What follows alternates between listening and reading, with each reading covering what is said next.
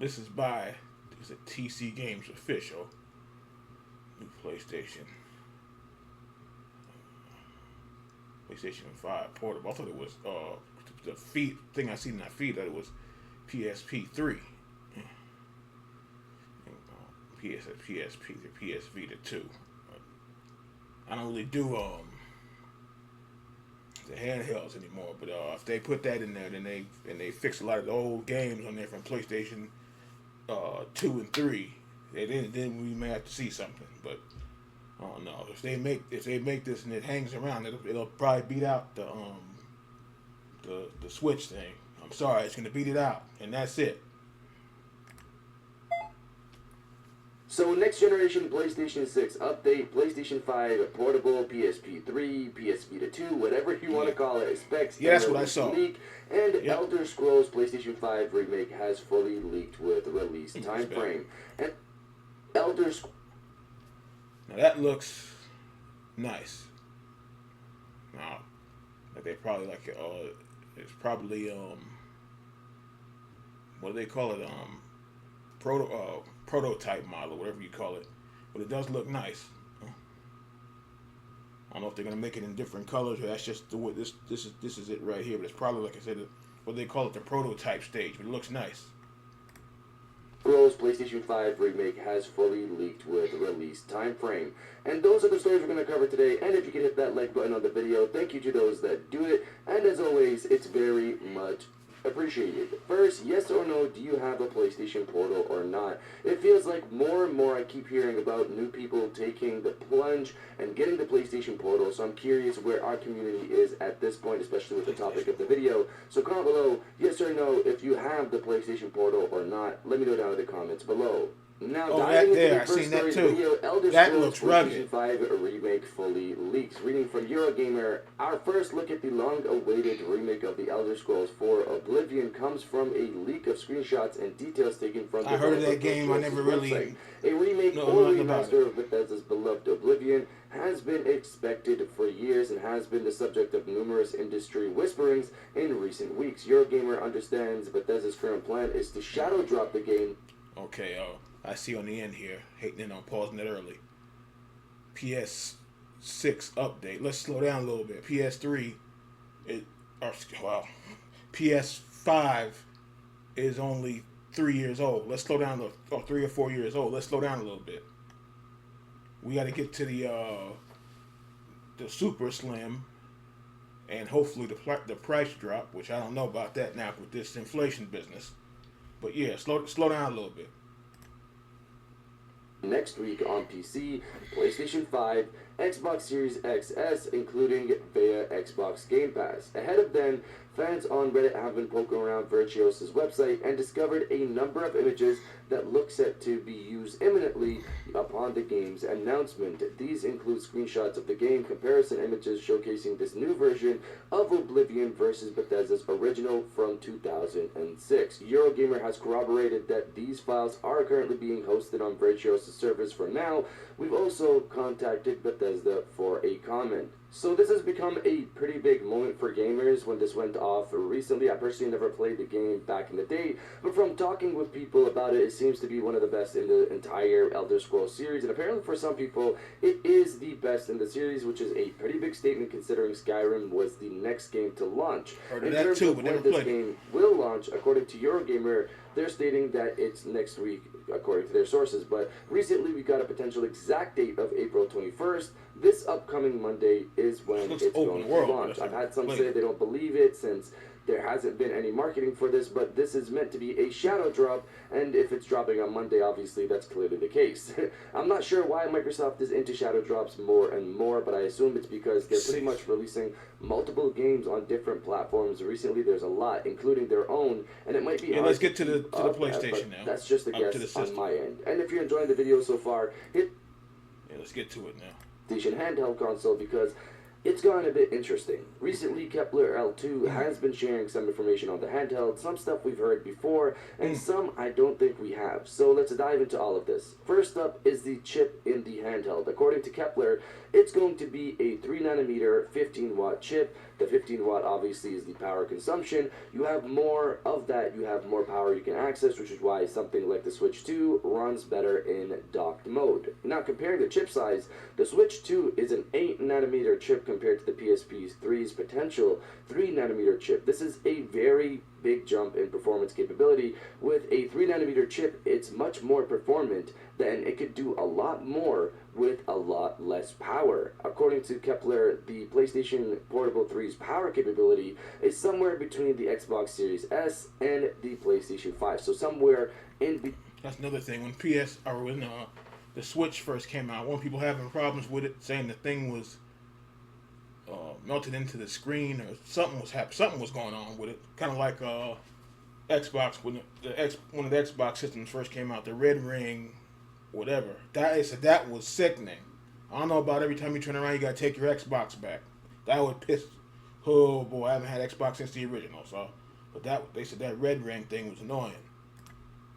Between those two, so not less than the Series S, more than the Series S, but less than the PlayStation 5, which is very impressive. The Switch 2 is being compared currently to the PlayStation 4 and PlayStation 4 Pro. Now, some might think, what's the point of a PlayStation 6 era handheld running PlayStation 5 games? And you have to remember, cross-generation is going to be an even longer thing come next generation.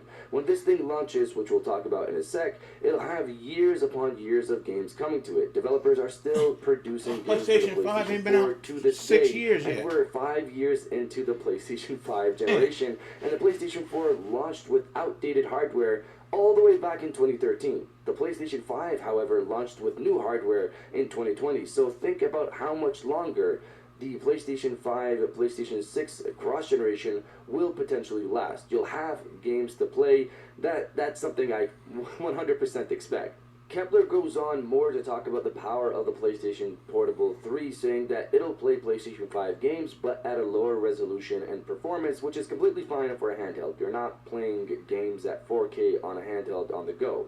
I've seen some people ask, how are they going to get these games on this handheld? Xbox has a bunch of games already running on the Series S mode, so they can just bring those over to their handheld, and that's true. For Sony's side, this was already pretty much explained before, and what they're going to do is do it via patches. Sony's going to work with developers, and games will be patched to run on this thing. Something like a portable mode might be activated, similar to a performance mode or a quality mode or even a PS5 Pro mode, something like that you already see existing across current PlayStation 5 games. So you're going to be running these games at lower levels on the handheld, which I assume will also have whatever next generation PSSR is ready for the PlayStation 6. It'll come to this thing as well. Something interesting that Kepler mentioned also is that the chip in this handheld is not something similar to the PlayStation 6 chip, which we understood was potentially going to be the case. Apparently, it's going to be something else that's designed to run on lower voltages, which is what you want, obviously, for a handheld chip.